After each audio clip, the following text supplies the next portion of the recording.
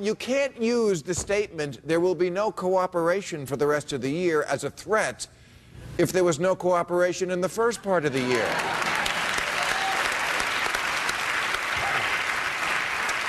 Here's a word President Obama should take out of his teleprompter: bipartisanship. People only care about it in theory, not in practice. The best thing that happened this year is when Obama finally realized that and said, "Kiss my black ass, we're going it alone, George W. Bush style." Now,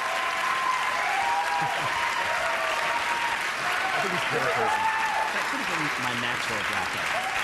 Now, 2 months ago, conservative Fred Barnes wrote, "The health care bill is dead with not the slightest prospect of resurrection." Well, if it's dead, you just got your ass kicked by a zombie named Nancy Pelosi. Seriously, the last time a Democrat showed balls like that, John Edwards' girlfriend was filming it.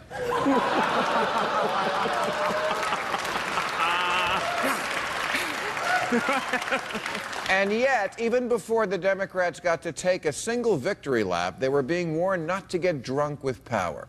I disagree. All you Democrats, do a shot, and then do another. Get drunk on this feeling of not backing down and doing what you came to Washington to do.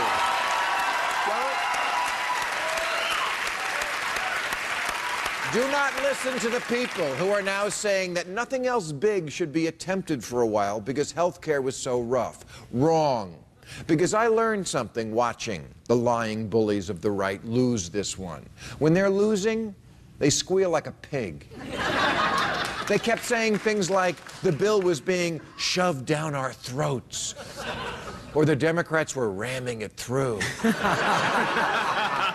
The bill was so big, they couldn't take it all at once.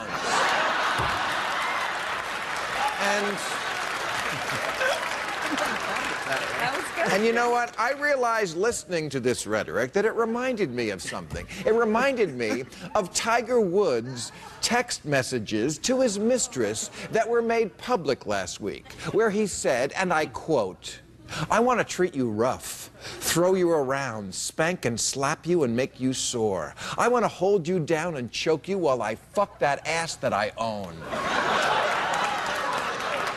Then I'm going to tell you to shut the fuck up while I slap your face and pull your hair for making noise." Unquote.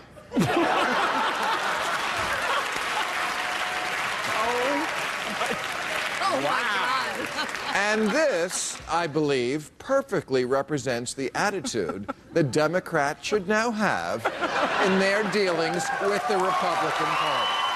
Yes, it does. That's what they should be saying to the Republicans. Shut the fuck up while I slap your face for making noise. And now pass a cap-and-trade law, you stupid bitch, and repeat after me, global warming is real.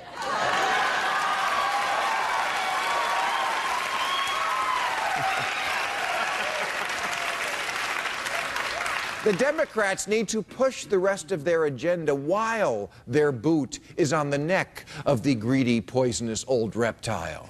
Who cares if cap and trade isn't popular? Neither was health care. Your poll numbers may have descended a bit, but so did your testicles. So don't stop. We need to regulate the banks. We need to overhaul immigration. We need to end corporate welfare, including at the Pentagon. We need to bring troops home from everywhere. We need to end the drug war. And we need to put terrorists and other human rights violators on trial in civilian courts, starting with Dick Cheney.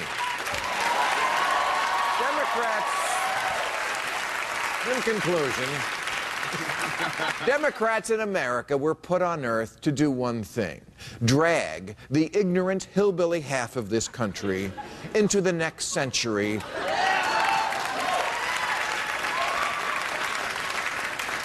Which in their case is the 19th.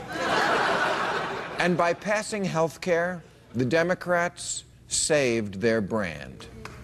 A few months ago, Sarah Palin mockingly asked them, "How's that hopey-changey thing working out for you?" "Great, actually. Thanks for asking." And how's that whole hooked on phonics thing working out for you?